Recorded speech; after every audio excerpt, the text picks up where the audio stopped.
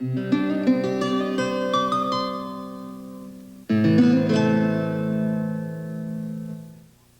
program is made possible in part by grants from InterNorth and Bankers Life, Nebraska, and from the State Humanities Councils in Idaho, Iowa, Kansas, Montana, Nebraska, New Mexico, Texas, and Wyoming, which are affiliates of the National Endowment for the Humanities.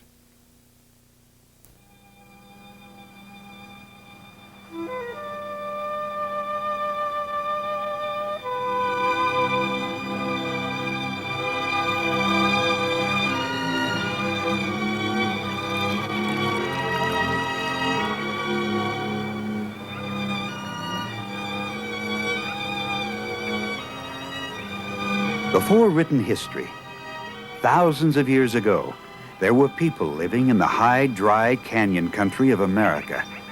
People who followed the seasons in a natural cycle of life. Only a few bits and pieces of their possessions have ever been recovered, but they did leave behind thousands of paintings on the rocks and walls.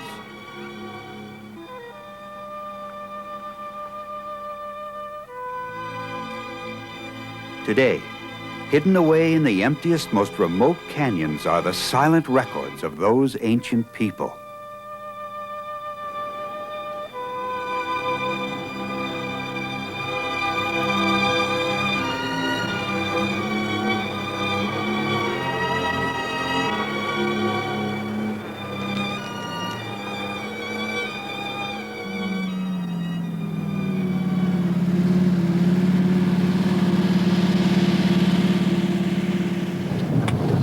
Hello, I'm Philip Abbott. America's history is all around us in original places that still exist. All we have to do to find them is follow our curiosity.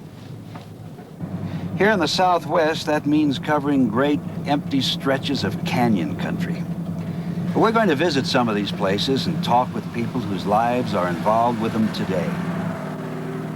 In this program, each of the places is a source of original Indian art. And each of these places represents a different approach to historic preservation, or the lack of it. We're on our way to a little-known canyon in Utah, where early in this century, a rich treasure of Indian rock art was discovered. It's a hard place to get to, but the paintings here are so unique that the canyon and a bit of land around it have been included in Canyonlands National Park. Well, this was home to them. This was the center of their universe. This was home. Polly Shaftsma, an artist and archaeologist, has studied the ancient people and their rock art throughout the Southwest. Did they live down in this canyon all the time? No, the hunter and gatherer people who lived here before the time of Christ would probably wander over the country in bands according to the season, gathering the plants that were available and the animals, rabbits and deer and so forth. And they'd probably move into the canyon and then out onto the mesa tops according to what was ready to eat. And each band had its own territory, so they had a pretty standard place where they would roam. Do you know how long ago they lived down here? From about 1 A.D. Back several thousand years, 7,000 or 8,000 years. The interior of the canyon hasn't changed much for centuries. It's a designated wilderness area now where motors are prohibited. So everyone who comes here must come on foot, just as the early people who foraged here 1,000 seasons ago.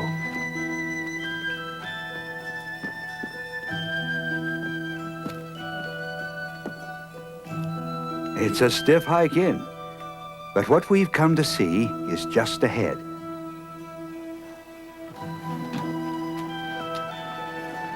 The Great Gallery of Barrier Canyon,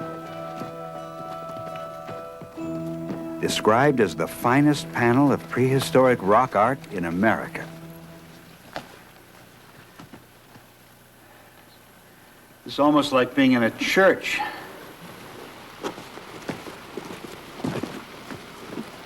Do you have any idea about who put this up here? Or was it a special person or just anybody? Well, I think it was probably painted by the religious leaders of the group, probably a shaman. Shaman is a person who is able to move between this plane and the supernatural world. And he usually does this for the benefit of the group, for healing purposes, to find lost things, to help people in hunting. And sometimes their job is to paint and teach the people about his visions and insights.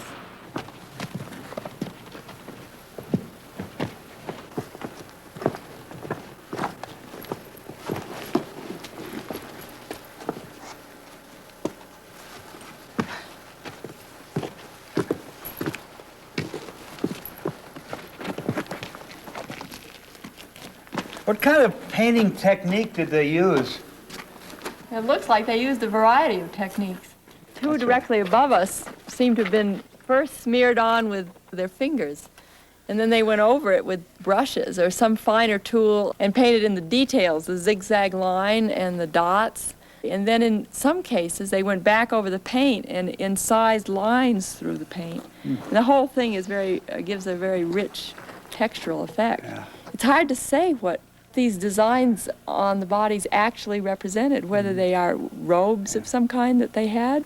There hasn't been anything like that preserved. This part over here seems to be telling a story of some sort. You know, there's a triangle of mountain sheep. They seem to be all running. And two men with spears. It might be an encounter between two shamans. Some of these heads seem almost like crowns.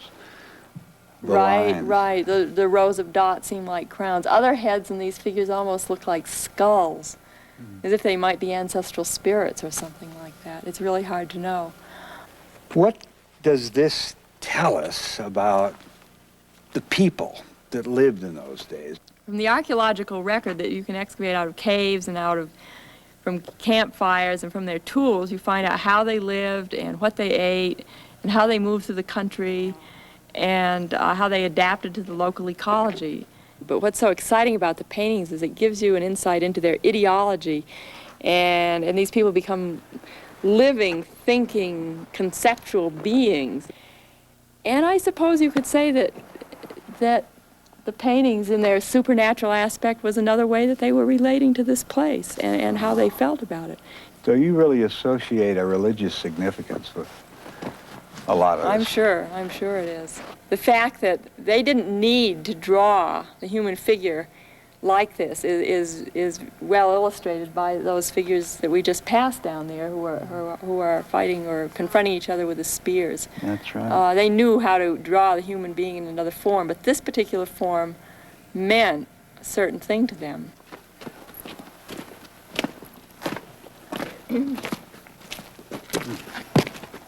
We know what this tells us about the people thousands of years ago. What does this do for us today? What can we learn from looking at this? It's important for more than one reason. For one thing, it's a document of Indian art. It's some of the oldest Indian art we have a record of, and it's important in the artistic heritage of the American Indian. So it's important just on its own grounds. It's also important archaeologically because there are hunter-gatherers all over the Southwest. But hunter-gatherers all over the Southwest didn't make paintings like these. Well, I think we all have an aesthetic reaction to it. I think that our aesthetic reaction probably is what personally can link us to the people who created this in the first place. It's like a continuity or some way that we can communicate or they can communicate through time to us. Well, there's one thing for sure. After you've seen these paintings, you don't forget the people that made them. You always remember that they were here. It's easy to sometimes forget about an old campfire or a flake of rock or a tool, which is just a hint, but when you see these, you remember them.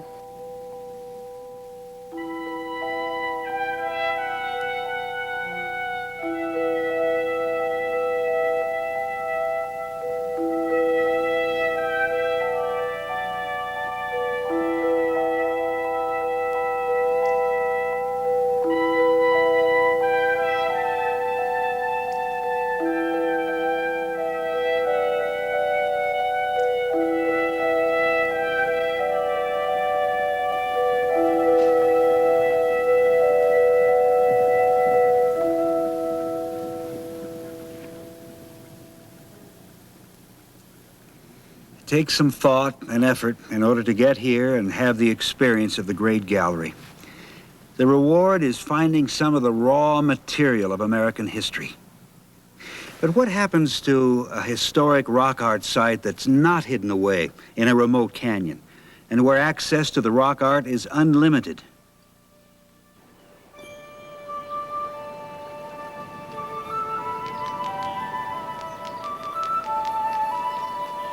In this valley, in West Texas, one of the best protected sources of water for hundreds of miles is here in these rocks.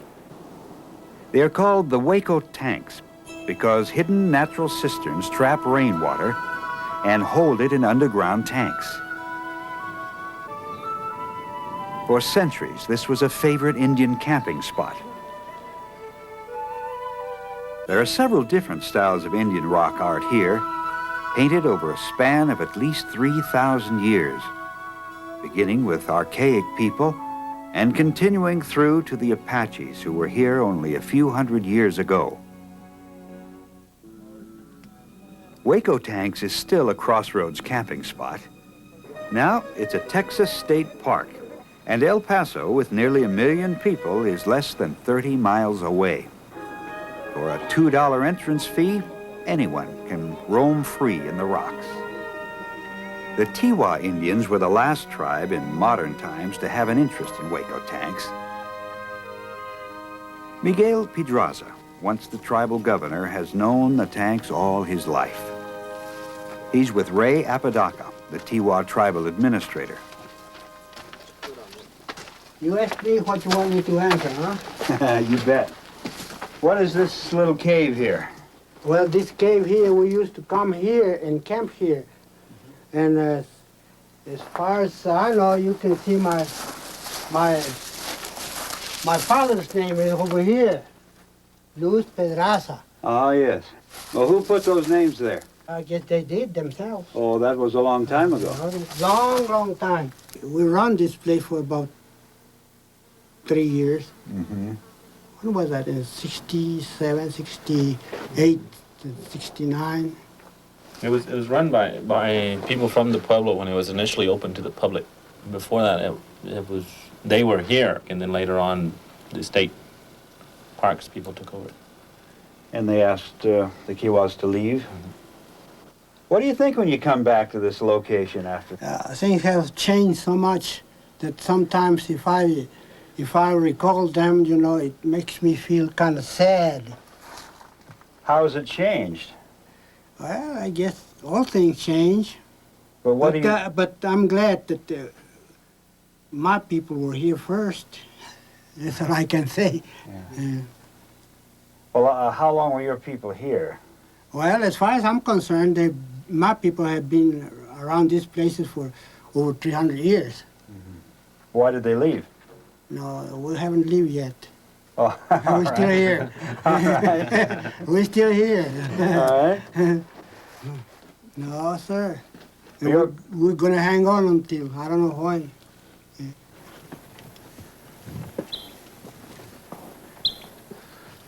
John Davis, an engineer and archaeologist, has been studying the rock art at Waco Tanks for years. He's also led a volunteer effort to catalog the paintings. Whoever this artist was also a mountain climber. I hope you got on soft-soled shoes. Now, this place here was absolutely pristine 5 to 7 years ago. In 1972, the state put a sign down there at the road saying Indian pictographs here. And all this graffiti that you see on the walls has been placed there since that time from the fact that they drew people's attention to it. The little wasp-waisted men figures there are probably done by an archaic people, where the masks were done at a later time, maybe as much as 1,000 years apart by farming people, if you will. Now there's 4 nice little red masks up here on the ceiling of this little alcove. Oh, yeah, I see them. The teeth in the one is very intricately drawn. These are at least 600 years old. Do you find the same type masks repeated over and over again? Every one of them is different, They were done over a period of several hundred years. I notice up on these walls there are names and dates that go all the way back to 1849. Are those real or are they... No, they're authentic. This was one of the watering places on the route to California in the gold rush days. How far back can you go in tracing immigrants? Well, about 1849 is the first Anglo people that came through here. But previous to that? Well, there have been Indians here for at least 10,000 years.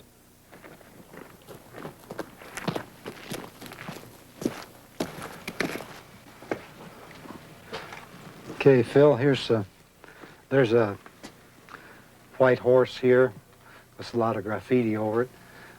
Cowboy on a horse here, and these two dancing figures and these faint red lines are all part of the Indian rock art that's here. We've had some talks with the State Parks and Wildlife Department about the vandalism here, and we've offered criticisms. There should be some way of restricting people getting in here with paint. One of the things I've recommended is that they keep a record of who comes here. We just saw back there where we were eating lunch where just yesterday someone had painted their names and graffiti on the rocks. That person could be identified and could be brought up and charged with vandalism. They won't do it. It causes them bad publicity, I suppose.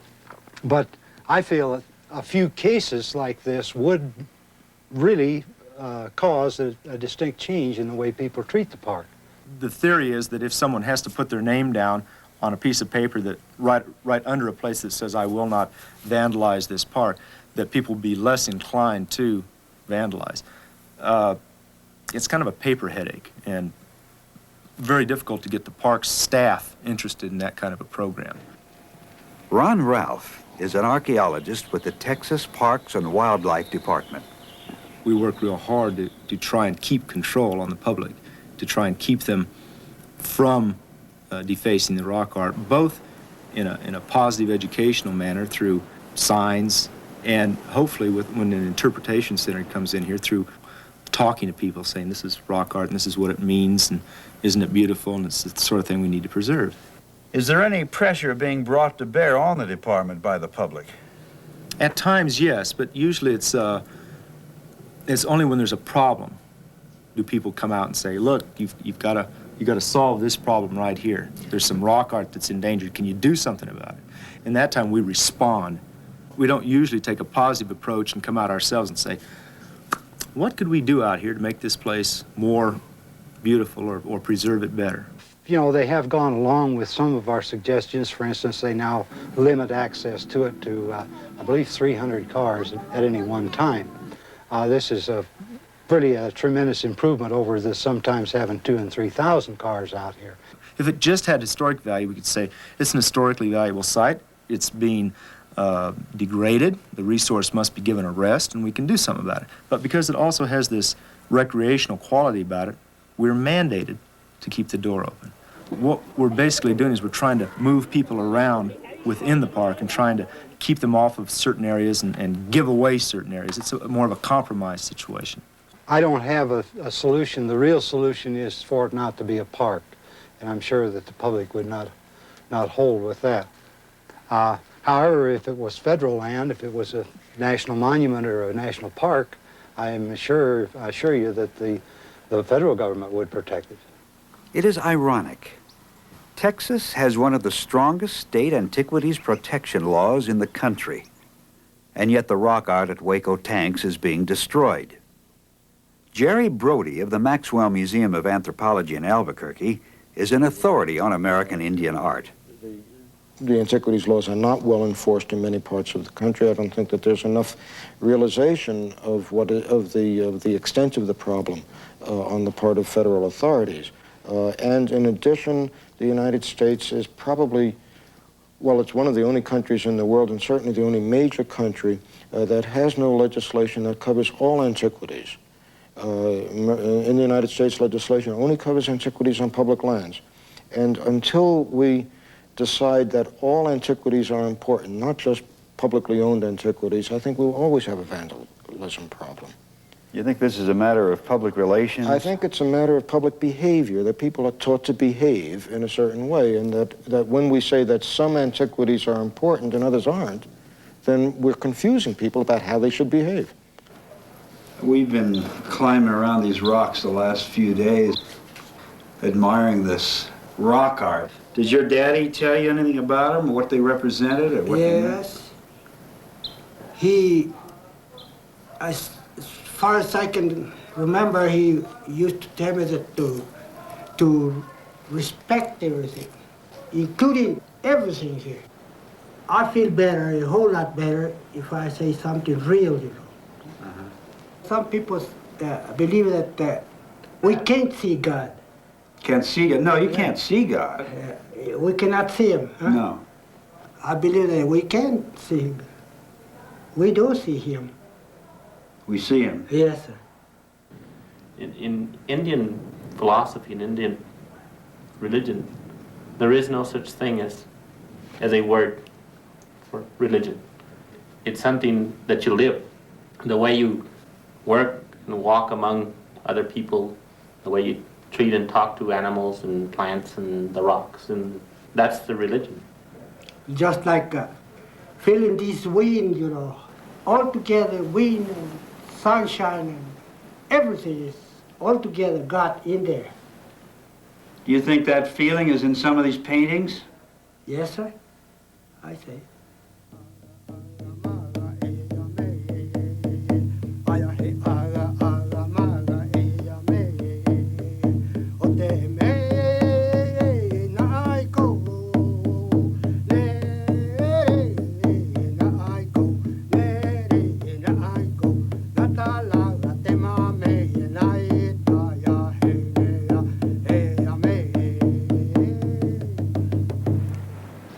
Let me say this, I think it was the Tiwa Indian paradise.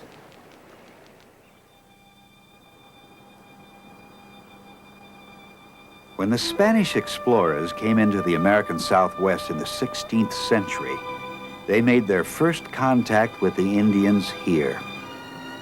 It was and still is the Pueblo of Zuni in what is now New Mexico. When the Spanish came, Zuni was already old. In fact, Zuni Pueblo is one of the oldest continuously occupied Indian villages in America.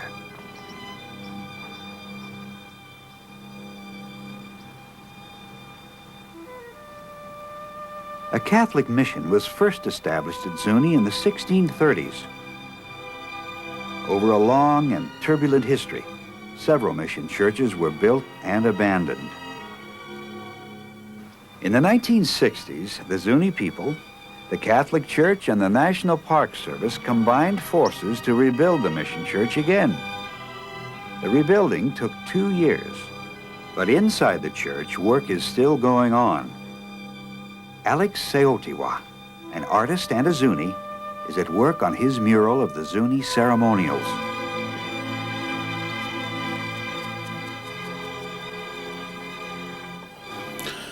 I am trying to express to save the identity of Zuni for tomorrow's world. Some things have drifted because people died with the knowledge, and it's kind of sad. So at this time and age, I want to paint what we have today. The project that I had started here will be 10 years this coming February. I'm looking at another 3.5 or maybe 4 more years. Alex, what do these paintings represent? As a whole, this represents the way of life, of our identity, our roots. Going back to the time where the place where I had started in the year 1970, it starts off with the winter solstice. See, we Zunis here go by the solstice of our sun, father's sun, we call it. And that's the beginning of our year, sort of like a calendar. And this will capture and take care of 4 seasons. Winter on the north wall, spring, summer, and fall on the south, because south is warm. Alex, this is such a vast project. How'd you ever get the idea to start these murals?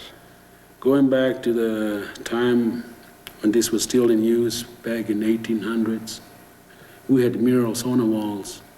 One day I was asked to put in the confessional. While I was doing that, my dad walked in, and he was a real terrific artist himself back in 1900s.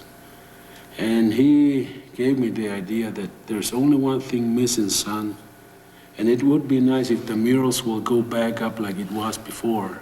After he left me, I thought about it. The more I thought about it, it just got overwhelming. What connection is there between the Zunis and the Catholic Church? There are a lot of great similarities that the church has, and we have it in Zuni. The initiation that we have in early spring every 4 years to our little boys at the age of 5, 6, 7, or 8 years of age, this kind of blends in of baptism and our initiation.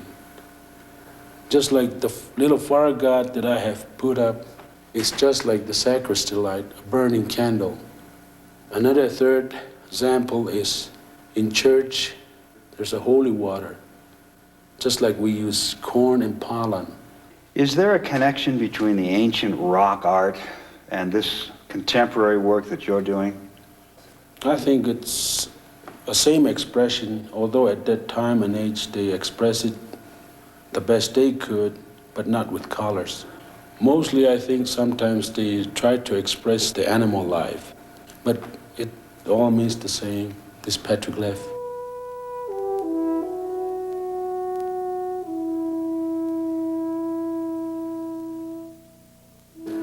I look at myself as an instrument.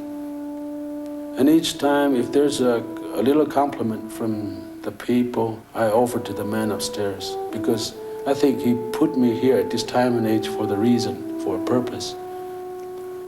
I hope my message will be clear enough for it to be heard.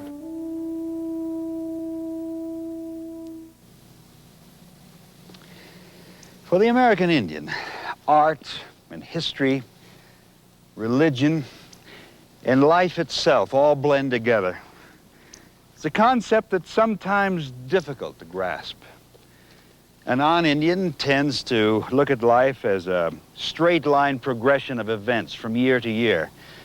An Indian sees life more as a continuing cycle. Although they're thousands of years apart, the ancient Indian rock art and the art of Alexeotiwa all belong to that continuing cycle, that same culture.